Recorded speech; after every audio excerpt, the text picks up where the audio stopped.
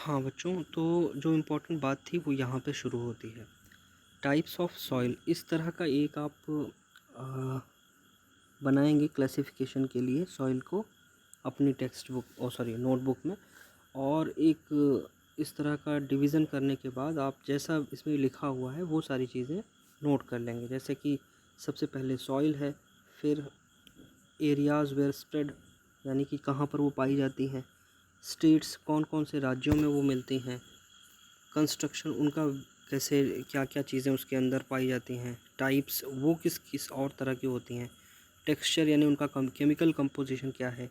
Any other points में आप crops लिख सकते हैं। तो जो आपने अभी देखा था इसके पहले वाले वीडियो में, उसमें आपने देखा था कि एलुवियल सॉइल नॉर्दर्न प्लेन्स में पाई जाती है। इसके 3 इंपॉर्टेंट हिमालयन रिवर्स में है, यानी कि इंडस, ब्रह्मपुत्रा और गंगा।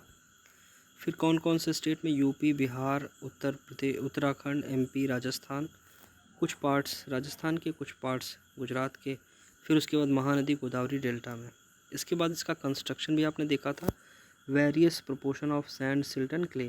फिर आपने टाइप्स में देखा था कि 2 टाइप्स की थी, बांगर और खादर। जो बांगर थी वो ओल्ड एलुवियल सॉइल थी, बिगर ग्रेन्स थे। Khadar new alluvial soil, fine particles थे। टेक्सचर में देखा था, adequate proportion of potash, phosphoric acid and lime था।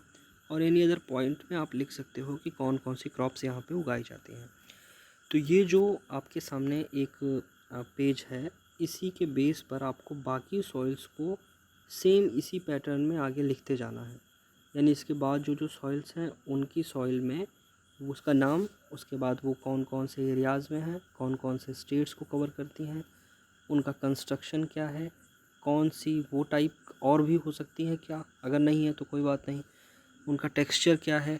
एनी अदर पॉइंट्स, यानी कि क्रॉप्स या कुछ और अगर उसमें होता है तो वो भी लिखा जा सकता है। इसी से मिलता जुलता चीज़ आप अगर आप एक बना लोगे चार्ट, तो आपके लिए हमेशा आसान होगा और वो चीज़ें सारी क्लियर हो जाएंगी। अभी के लिए मैं इतना ही कहता हूँ कि आप इसी चार्ट को फॉलो करते हुए सारी बाकी हुई सॉइल को भी इस तरह नोट कर लीजिए। जहाँ पे जो चीज़ें नहीं मिल रही हैं उसको डैश कर दीजिए, उसके नीचे कुछ मत लिखिए।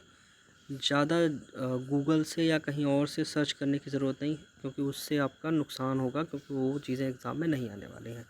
तो जो चीज़ें आपकी टेक्स्ट बुक में हैं बस उतनी ही बहुत चीज़ें हैं, बहुत सारी नॉलेज है उसमें। ठीक है, तो मिलते हैं आगे फिर कभी।